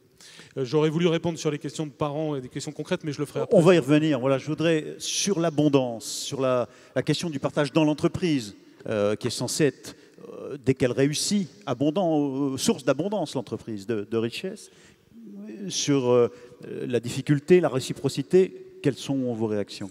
Écoutez, je pense qu'effectivement, dans une société où il y a beaucoup d'abondance, il y a une facilité du partage. Par exemple, on voit bien sur Internet, parce qu'il y a un accès à l'information. Mais je pense qu'en même temps, effectivement, il y a une grande difficulté au partage, parce que dès qu'il vous manque quelque chose de superficiel, vous le vivez vraiment comme un grand manque. Moi, je dois l'avouer que, par exemple, j'ai eu la chance d'aller en Haïti plusieurs fois après le tremblement de terre. Et je pense que les personnes qui vivent sous les tentes partagent plus facilement. Parce que simplement, ils ont moins et ils savent que demain, ils auront peut-être besoin de l'autre. Alors que quand vous vivez dans une société d'abondance, quelque part, vous n'avez besoin de personne puisque vous avez tout. C'est l'idée de réciprocité aussi. Exactement. C'est qu'au fond, on a du mal à relâcher ce qu'on a acquis. Oui, je pense, mais de toute façon, je pense que c'est donner une part. Plus vous avez, moins vous avez tendance à partager. Malheureusement. C'est automatique ça, François-Olivier Souvent. Oui, non, mais je suis tout à fait d'accord avec cette analyse. On le voit quand on a beaucoup voyagé, on le sent, on le voit partout. Bon, en même temps, il est clair que pour redistribuer, il faut avoir beaucoup produit. Et plus vous avez produit, plus c'est facile de redistribuer. On voit très bien la situation que vivent des pays européens comme la France aujourd'hui. C'est que, bon, bah, il faut tailler dans les dépenses. Et ce sont souvent, évidemment, ces dépenses de partage. C'est vrai qu'on ne peut plus continuer à s'endetter pour partager comme on l'a fait pendant des décennies en France. Aujourd'hui, on est obligé de serrer les vis. Donc, c'est sûr que c'est plus facile, quand même, en situation d'abondance, de partager. On le voit d'ailleurs, l'aide à ce qu'on appelait le tiers-monde, qui est de moins en moins le tiers-monde, il y a des années, elle dépendait, il y a des études qui ont été faites qui le montrent, elle dépendait des courbes de croissance des pays respectifs. C'est-à-dire dès que la croissance baissait, c'était les premières dépenses qui étaient réduites. Mais dans des situations de crise où l'abondance est moindre, est-ce qu'on n'est pas paradoxalement s'impose à nous la réciprocité, l'obligation de solidarité? On retrouve par exemple ici le sens de solidarité familiale qu'on perdait un petit peu. Non, mais vous avez raison. C'est-à-dire, moi j'ai vécu des choses dans différents pays, mais je pense notamment aux États-Unis, où les éléments sont beaucoup plus sauvages et violents que dans notre douce Europe, c'est-à-dire des tempêtes, etc. C'est vrai que là, quand on est confronté aux éléments, on sent très bien dans le pays une très forte solidarité, pas dans le pays, mais sur place. Donc tout ça va de soi. Mais enfin, c'est sûr, je ne suis pas trop d'accord avec la formulation de mademoiselle sur l'idée. Moi, je trouve étrange que c'est plus difficile de partager quand il y a de l'abondance. Je crois que c'est, par définition, l'histoire le montre, c'est plus facile. C'est plus facile, mais enfin, en même temps, comme l'a dit très bien Liliane Thuram, il y a d'autres façons de partager. Quand il n'y a rien, c'est vrai qu'on souvent on a le sentiment qu'on partage mieux. On a tous des souvenirs comme ça, des souvenirs d'enfance. Alors que vous inspire la question de monsieur sur l'entreprise, alors, sur la difficulté à partager l'emploi, peut-être, tout simplement, les bénéfices. On peut décliner la notion de partage dans l'entreprise de maintes façons. Bah, il a raison, c'est une vraie question. C'est-à-dire qu'il y a des systèmes de partage, on voit très bien dans le monde, et il y a des systèmes qui ne partagent pas du tout. Le système français, le système américain non plus, il y a assez peu de partage. Et au fond, les systèmes syndicalisés comme l'Allemagne, avec des vrais syndicats représentatifs, ce qui n'est pas toujours vraiment le cas de la France, c'est moins qu'on puisse dire, en Allemagne, c'est vrai qu'il y a une sorte de cogestion. Je ne sais pas, les gens de l'assurance Alliance vous raconteront que tous les vendredis, le patron, il dîne avec les syndicats, il déjeune avec les syndicats, il leur dit « Tiens, je vais peut-être acheter telle assurance », puis il n'y a pas de fuite. Vous voyez ce que je veux dire? Voilà, on déjeune, on prend des sandwichs ou c'est un vrai déjeuner, et puis on partage les informations, parce que vous avez raison, monsieur, il faut évidemment partager les bénéfices, ça va de soi, mais l'intéressement qui existe dans quand même pas mal d'entreprises en France, pas seulement au Point, des grosses entreprises, qui existent chez Dassault d'ailleurs, la participation, l'intéressement, ça existe dans beaucoup d'entreprises, mais pas dans suffisamment. Mais une fois qu'on a dit ça, il faut aussi le partage de l'information. L'idée de la cogestion, si on regarde, on a appelé ça le modèle allemand il y a quelques décennies, ça fonctionne pas si mal. Ça fonctionne fonctionne pas si mal parce qu'effectivement, il y a une sorte de consensus à l'intérieur de l'entreprise et les informations sont données, ce qu'on fait d'ailleurs dans certaines de nos entreprises, y compris dans la presse, c'est-à-dire on dit ça va bien, ça va mal, enfin on donne une information régulière. Je pense que c'est très important. Il y a le partage des bénéfices, ça c'est clair. Il y a aussi le partage des informations dans une entreprise, c'est capital. Les gens veulent savoir où ils vont, comment ça va, quels sont les chiffres. C'est un bien commun, une entreprise. Vous êtes en train de nous donner un exemple concret de l'idée qu'on évoquait dès le départ, du fait que pour créer de la richesse et avoir de l'abondance et le cas échéant la partager, il faut déjà commencer par partager le projet. C'est l'idée du départ. Jean-Michel Blanquer. Oui, et on peut donc l'appliquer à la question des parents d'élèves, parce que je voudrais répondre à, Vous avez vu comment il a cette rebondi question. Oui, mais chopé le... Ben oui, parce il était mis en cause gravement. On est souvent renvoyé dans la discussion que nous avons là à la question du partage initial plutôt que du partage final. C'est-à-dire, encore une fois, cette idée qu'il faut au départ partager un but. Vers où on va tous ensemble ou pas. Exactement. Et c'est vrai, par exemple, pour une société comme la société française, qui est déchirée entre, finalement, un certain individualisme et un grand potentiel de solidarité. Cette question-là, elle est donc clé. Elle est clé pour l'éducation. On sait très bien, et ça, les études très scientifiques le montrent, que le premier facteur de réussite de l'élève, c'est le fait que ses parents croient en l'école. C'est l'investissement moral des parents dans l'école. Il vaut mieux avoir des parents pauvres, analphabètes, mais qui vous disent tous les soirs qu'est-ce que tu as fait, ton professeur a raison, écoute ce qu'il te dit, etc., que d'avoir des parents riches et cultivés et qui s'en fichent ou qui vous disent le soir ton professeur est un imbécile et d'ailleurs j'en sais plus que lui et il gagne peu par mois, etc. Donc on voit bien que le problème est mental avant d'être matériel et que l'investissement des parents est fondamental. Alors, que fait-on concrètement pour améliorer cela ?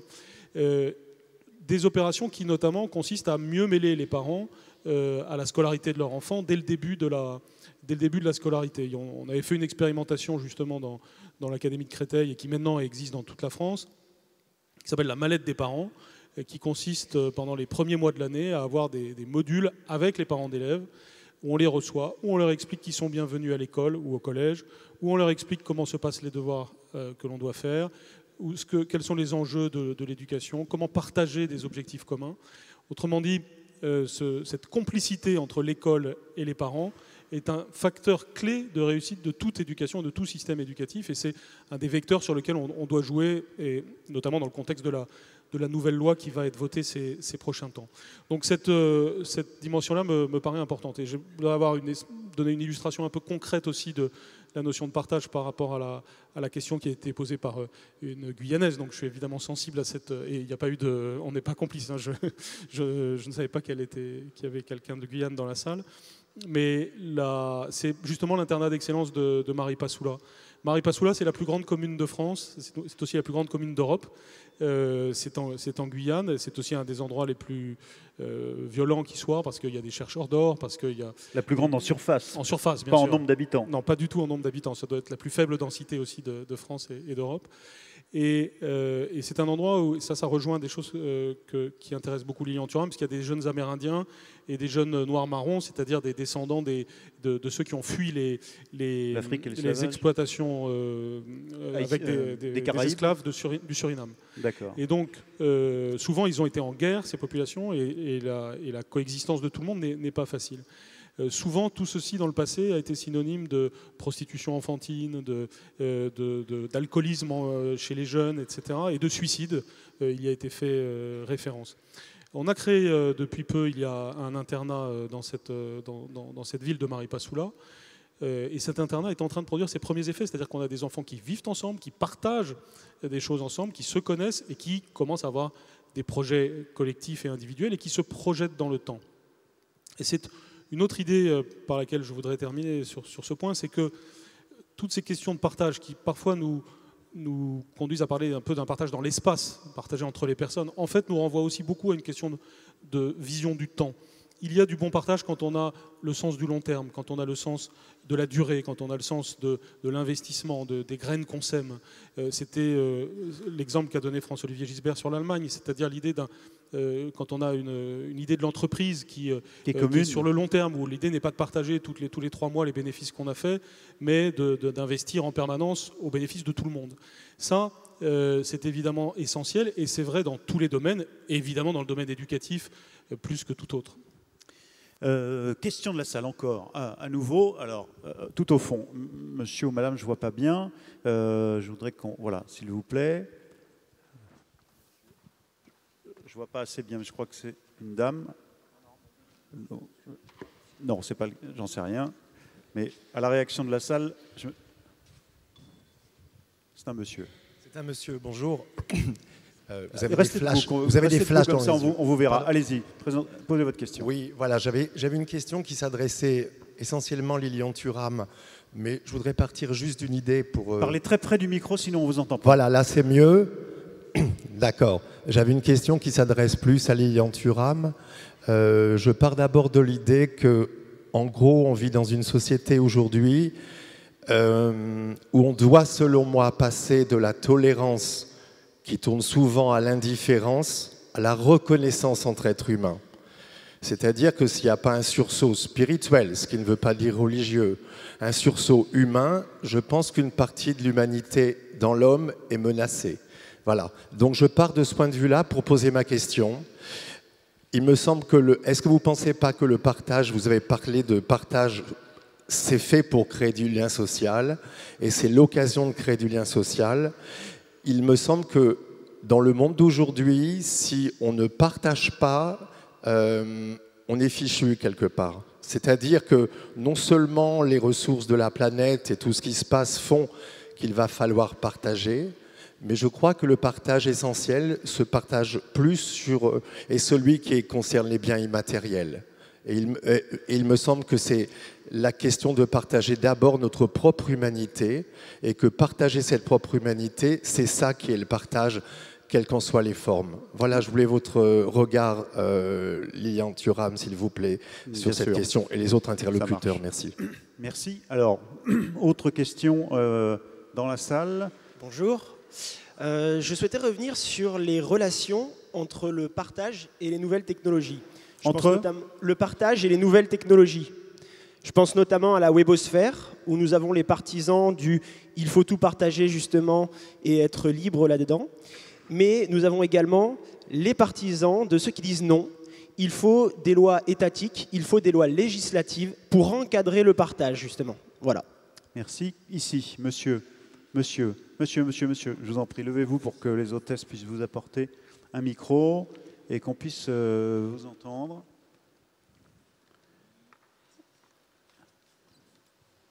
Même avec des micros, le partage de la parole, c'est...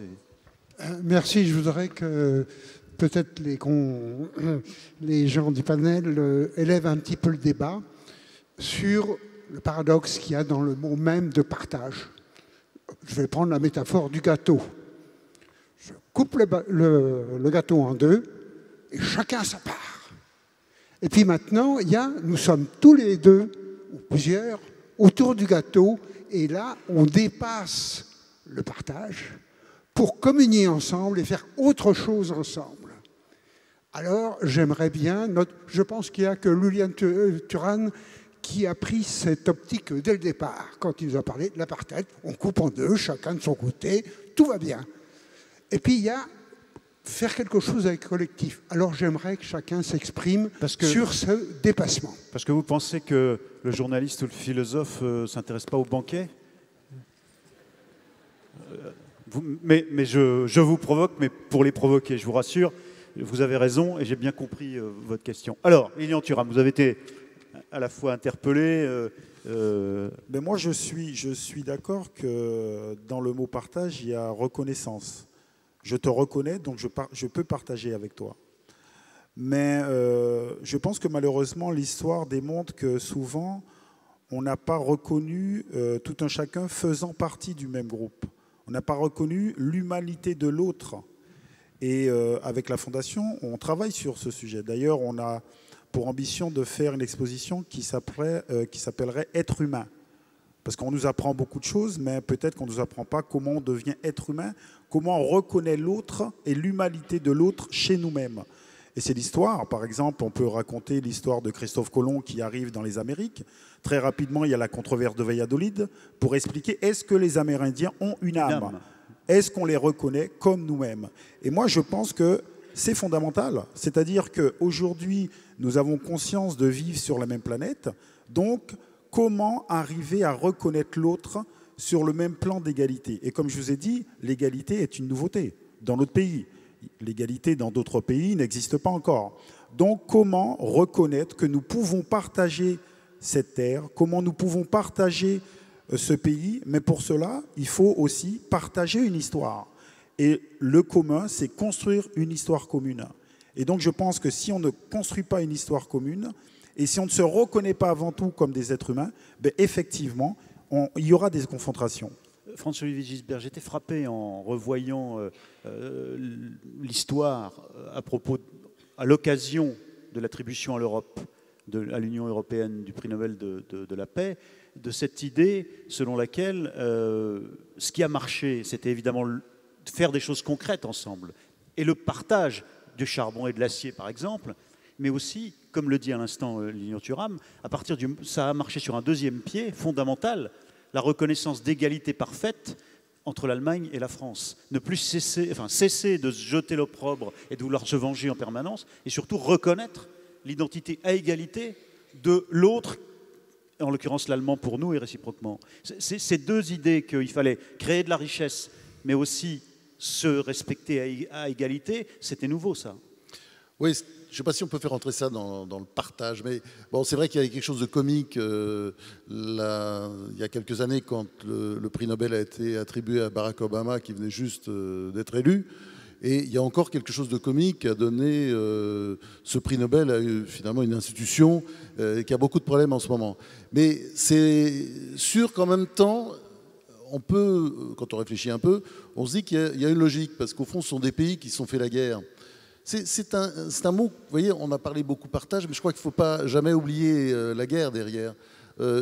C'est vrai que bon, toutes les générations ont tendance à penser que l'histoire du monde a commencé le jour de leur naissance.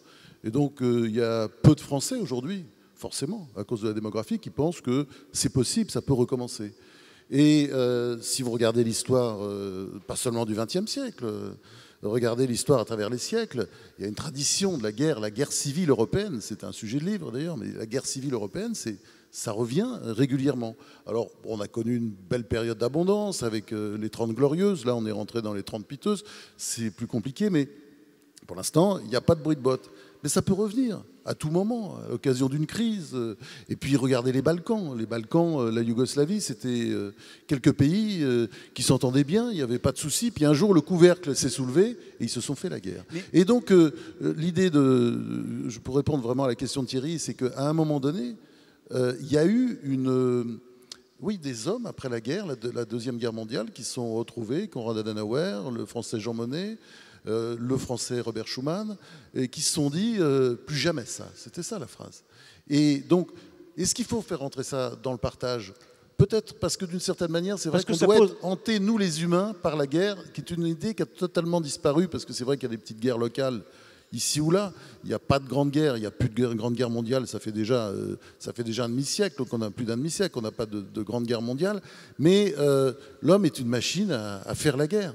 Pardon de la comparaison, mais si je l'ai faite, c'est parce que, au fond, après la paix de 14, par exemple, de 70, c'était une paix où on ne partageait que la domination de l'un sur l'autre. Le partage là n'était pas un partage égalitaire ou équitable. Oui. Ce qu'ont inventé les créateurs de l'Europe, et je reprends l'idée de Lilian Thuram ou l'idée de monsieur, c'est qu'après, il faut partager le gâteau et aller plus loin que le partage, c'est-à-dire vivre ensemble un banquet, une histoire en commun. Non, vous avez raison sur un point, si on compare par exemple les deux guerres mondiales, après la Première Guerre mondiale, c'était le traité de Versailles, c'est-à-dire là, justement, on n'a pas partagé, c'est-à-dire il fallait écraser l'Allemagne, la découper en morceaux, la faire payer, etc. On a vu le résultat, Hitler.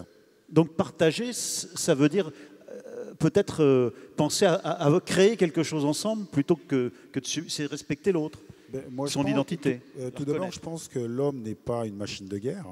Je le pense sincèrement. Je suis désolé. Non, mais je suis désolé de répondre parce que je suis d'accord. Évidemment, l'homme n'est pas. Il faut surtout pas en faire une machine de guerre. Mais je vois que c'était parce que je suis désolé quand on regarde l'histoire. Oui, mais il a fait la guerre souvent pour des raisons absurdes. On ne sait pas, on ne comprend pas pourquoi. Oui, c'est quand même si on regarde les livres d'histoire. Moi, je conseille aux nouvelles générations là qui disent l'Europe. Mais regardez l'histoire de l'Europe. C'est vrai que ça fait froid dans le dos. Ben écoutez, encore une fois, oui, comme je disais, je ne pense pas que l'homme est une machine de guerre. Je pense que les guerres, ce sont avant tout des constructions politiques. Et je pense que ça vient justement de la non-volonté du partage. Et je reste persuadé que s'il y avait plus de femmes dans les pouvoirs, il y aurait moins de guerres. Ça, après, c'est mon avis. Pourquoi elles partagent plus facilement ? Je pense que c'est plus masculin. Je pense que la guerre, le non-partage, la compétition, c'est un peu plus masculin. Il faudra le dire à Margaret Thatcher. Attendez, on va le dire à Margaret Thatcher. Mais c'est simplement peut-être parce que les hommes, depuis des siècles, sont dans une situation de pouvoir. Parce que c'est, encore une fois, le partage, souvent, c'est celui qui est en position hiérarchique plus haut, qui décide du partage et comment le partage va être fait. Donc peut-être que demain, s'il y a des siècles de domination féminine, peut-être qu'ils auront le même comportement.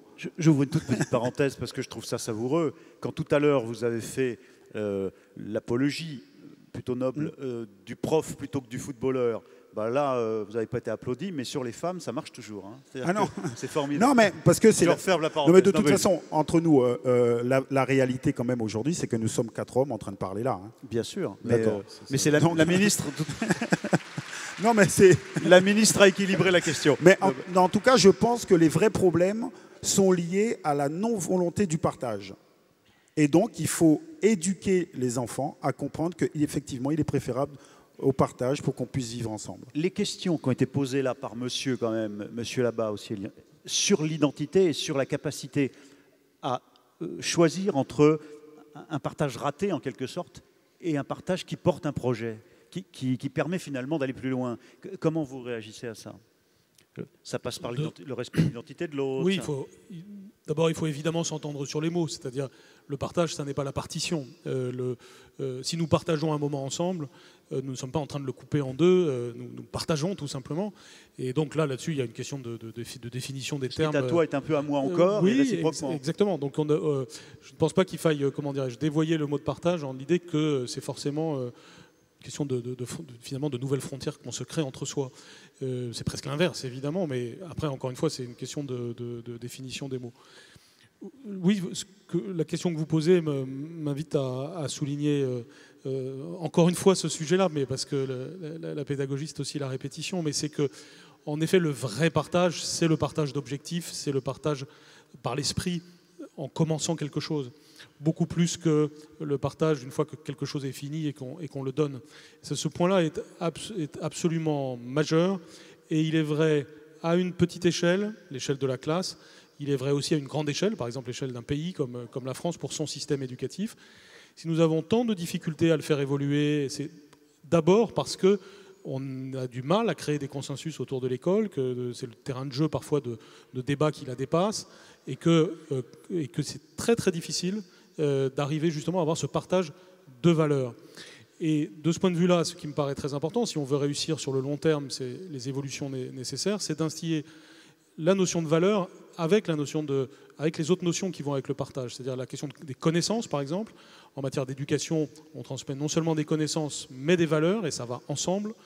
Et c'est vrai aussi pour l'entreprise, on transmet des valeurs. Et de ce point de vue-là, la formation des jeunes qui ensuite vont être des entrepreneurs, et les valeurs qu'ils ont, c'est quelque chose de très important. Et trop souvent en France, on a tendance à cloisonner, justement, à avoir une vision séparée des choses. Et par exemple, on va transmettre les connaissances, mais les valeurs, c'est autre chose. Ou on va considérer que produire, c'est quelque chose, mais transmettre des valeurs à cette occasion, c'est autre chose. C'est par exemple pas le sujet de l'entreprise. Je ne crois pas. Je crois que l'activité humaine, c'est quelque chose de global, et que dans cette activité, il y a toujours une question de valeur, et la valeur du partage est en effet centrale dans la vie collective. Il nous reste 6 minutes, si on veut être rigoureux, et pour pouvoir poursuivre le partage pendant les 3 jours, il faut l'être un peu rigoureux. Mais tout de même, puisqu'on a le reproche, et donc finir à l'heure, mais puisqu'on a le reproche que peu de femmes se sont exprimées ici, peut-être que quelques-unes d'entre vous Ah, ben voilà, mais vous voyez, c'est la lumière qui fait que je ne vois pas. Mais vous avez raison de faire où? Allez-y. Bonjour. J'ai une question en 2 points. L'une, c'est d'abord sur le racisme, et plus particulièrement pour Liliane Thuram. Le racisme, d'abord, ça n'est pas constater les différences. Il est évident que je suis blanche et que vous êtes noire. En revanche, ce serait dramatique et stupide si je décidais qu'être blanc, c'était mieux qu'être noir. Question subsidiaire, pourquoi parle-t-on toujours de racisme et d'antisémitisme? Est-ce qu'il y a une hiérarchie dans la bêtise qu'est le racisme? Deuxième question, on parle de partage, et je crois que c'est quand même un truisme, on est tous d'accord pour partager.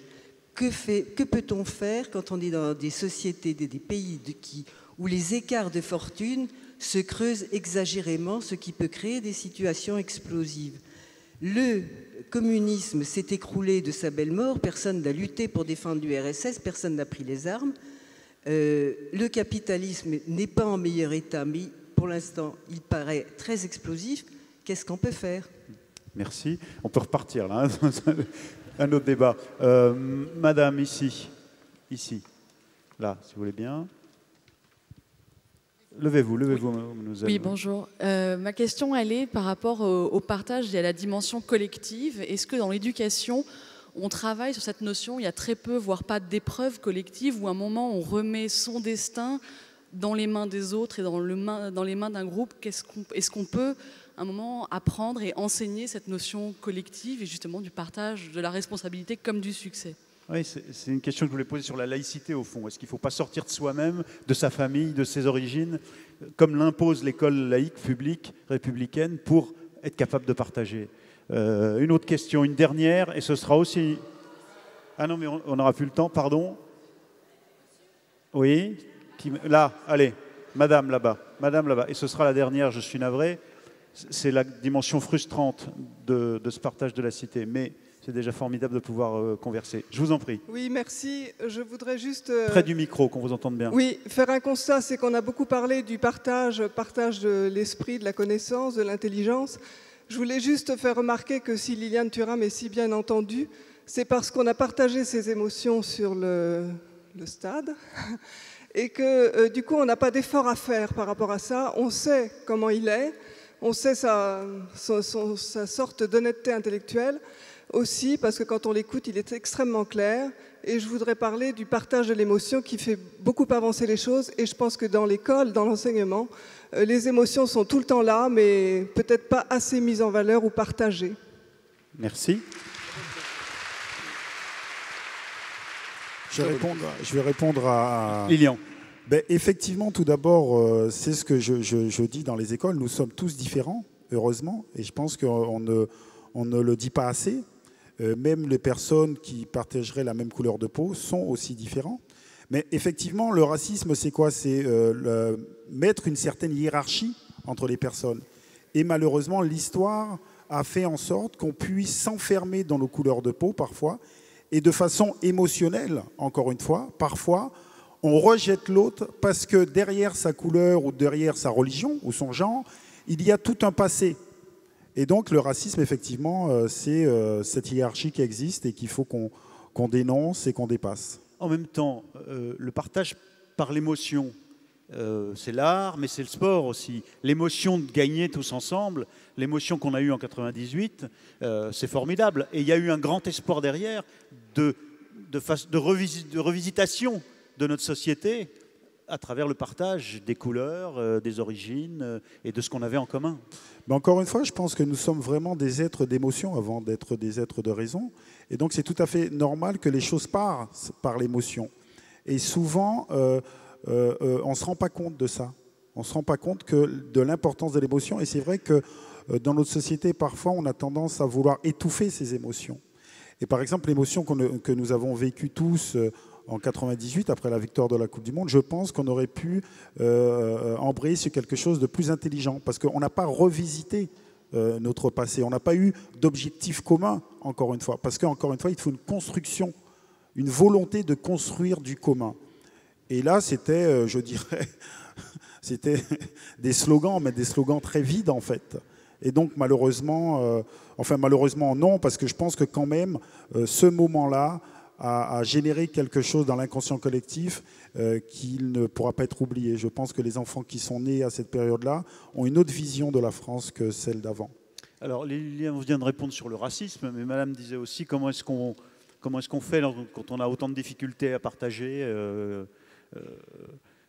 On ne va pas rouvrir l'ensemble du débat, Franz-Olivier, sur le modèle de société. Mais aujourd'hui, qu'est-ce qui vous rend optimiste ou non dans notre capacité à progresser, à partager, alors qu'on est en pleine crise où on se demande s'il faut soutenir la Grèce ou pas, même si ça semble évident?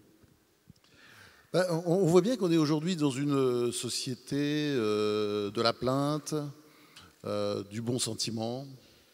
L'idée que, par exemple, on est tous égaux, ce qui n'est pas vrai, c'est injuste, c'est comme ça, mais on n'est pas égaux.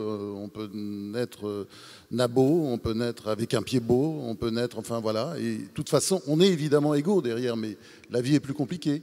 On peut aussi avoir une enfance très compliquée, très difficile. Ce qui m'est arrivé, j'ai écrit ça dans un livre américain, ça m'a beaucoup aidé, franchement. Ça m'a beaucoup aidé. C'est peut-être horrible de vous dire ça comme ça peut vous choquer, mais c'est ce que d'ailleurs Cyrulnik appelle très justement la résilience. Ouais, tous les victimes de viol. Oui, c'est-à-dire voilà, tout ce qui ne vous tue pas vous renforce, comme dit Nietzsche. Et, je veux dire, les choses difficiles dans la vie peuvent aussi vous renforcer, d'une certaine manière, presque vous grandir. Donc, il y a ce discours aussi qu'il faut tenir. Donc, c'est vrai que moi, le discours de la plainte, il y a un moment, c'est bien, mais à un moment, il faut s'arrêter. Alors, c'est vrai qu'il y a énormément de choses à faire. C'est-à-dire, Liliane Thuram parle très justement du racisme. Évidemment, il y a toujours ça. On l'a vu dans la salle, avec les réactions de la salle, mais c'est évident, le sexisme, c'est-à-dire la femme, ça fait quand même des millénaires que les hommes l'ont laissée dans la cuisine. Elle vient juste de sortir. Alors, je réponds quand même, c'est vrai, comme l'a rappelé tout à l'heure Thierry Guerrier, c'était une ministre, et après, vous avez 4 pauvres types, mais la ministre, heureusement, il y avait une ministre pour sauver la société est quand même en train de changer. Ça met du temps, on est encore très loin des résultats, mais enfin, il y a quelque chose qui s'est passé dans la société française, et c'est des choses que nous, enfin, notre génération, on a vécu. On a vécu parce que c'était pas comme ça. Il y a encore quelques années, pour ouvrir un compte en banque, en 1971, ça c'est des lois sous Giscard, il n'y a pas si longtemps que ça. Hein, c'était pour ouvrir un compte en banque, la femme, il fallait qu'elle ait l'autorisation du mari. Hein, c'est quand même, c'était pas loin, c'est ça. Donc, je crois qu'il y a évidemment, quand on parle de partage, il y a sous-jacente l'idée d'égalité. Il y a l'idée que, bon, il y a le racisme, il y a les handicapés, il y a toute une série de notions qui rentrent, et le riche. Et le riche qui, lui aussi, doit partager d'une certaine manière, il doit l'accepter, il doit le faire avec plaisir, avec une certaine joie, oui, d'être content de payer ses impôts. Je sais que ce n'est pas souvent le cas, mais c'est sûr que c'est une démarche qu'il faut favoriser. Est-ce que le partage a fait des progrès ? Moi, je ne sais pas, je suis un peu effondré quand on j'ai envie de répondre oui, mais je sais que ce n'est pas vrai, puisque le partage, quand on lit les textes grecs, quand on lit les textes latins, et puis à travers les siècles, il y a toujours eu cette idée-là très forte. Il y a beaucoup de générosité dans l'homme depuis les premiers jours. Et qu'est-ce qu'il a fait de ça? Qu'est-ce qu'il a fait de la Terre? Qu'est-ce qu'il a fait de la planète? Qu'est-ce qu'il a fait de toutes ses capacités? C'est sûr que voilà, ce discours-là, donc d'une certaine manière, autant je disais tout à l'heure, on en a assez de ce discours, de la plainte et des bons sentiments. En tout cas, je crois qu'on est obligé de le tenir. On est obligé de le tenir parce que, et là c'est peut-être ma seule divergence avec Liliane Thuram, j'ai toujours un petit peu peur de l'homme. Oui, je fais partie des gens qui se disent, voilà, si on le laisse un peu trop aller retourner dans ses instincts à cause de crise, à cause de difficultés. Là, justement, quand le partage est impossible, parce que rien ne va plus, on a toujours peur de ce qui peut arriver. Et quand on lit les livres d'histoire, on est effondré. C'est une histoire encore, il y a quelques jours, il y a quelques semaines. Voilà. Et de ce point de vue, on n'a pas de progrès. Voilà.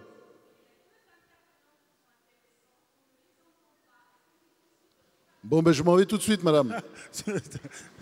Non, restez là. On finit. Jean-Michel Lilian Thuram, une réaction, et Jean-Michel Blanquer. Non, mais je disais qu'effectivement, c'est vrai que je suis d'accord avec vous.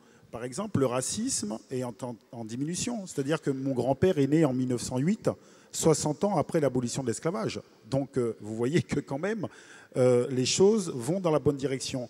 Mais je dirais qu'effectivement, quand vous parlez des textes grecs, mais vous savez, les tests grecs, ils parlaient à qui? Il y avait des esclaves, les femmes n'existaient pas. Donc on voit bien que là aussi, on améliore les choses. Mais je pense qu'il faut simplement construire une société où on va prendre soin de tout un chacun. Et je pense que ça, c'est possible. Et donc, ce n'est pas une question de riche, de pauvre, c'est être dans un système où chacun pourra trouver sa place. Celui qui est handicapé, celui qui n'est pas handicapé, celui qui est pauvre, celui qui est riche. Et je pense que nous devons être demandeurs de ça. Voilà. Jean-Michel Blanquer, la question de mademoiselle ramenait à cette capacité à partager un modèle de société, autre chose que soi-même, que ses origines, que sa culture initiale. C'est au fond ce que propose la République à travers l'école et la laïcité. C'est une façon de partager, l'école, la laïcité. Oui, on pourrait définir la laïcité à partir effectivement de la notion de partage. Je pense que la laïcité, c'est une façon pour la République d'essayer de définir des règles de vie en commun.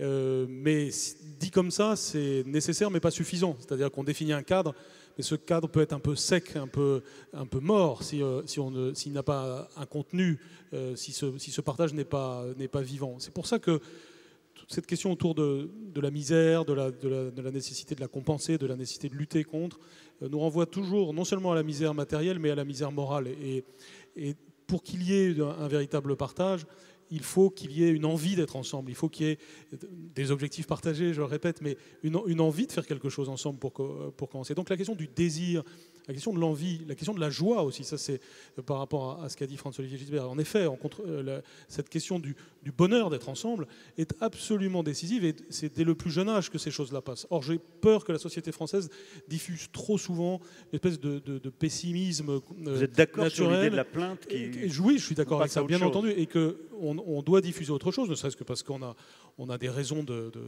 à la fois de se situer dans une trajectoire historique qui a un intérêt, on peut se projeter dans le futur avec beaucoup d'enthousiasme. Ces choses-là doivent se partager, notamment à l'école.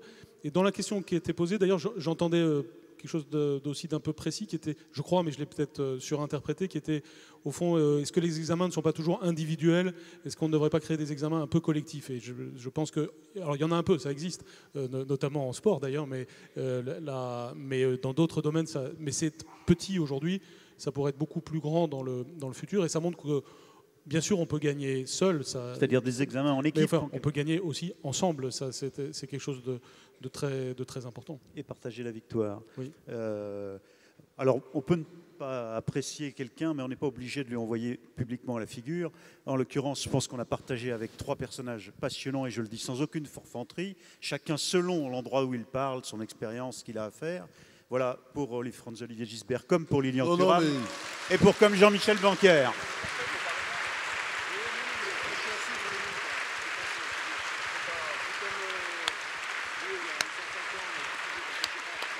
Merci de les remercier de cette façon. Merci de votre coopération, de vos questions. La Cité de la Réussite se poursuit pendant 3 jours. Merci à tous. On continue ce partage formidable. Bonne journée.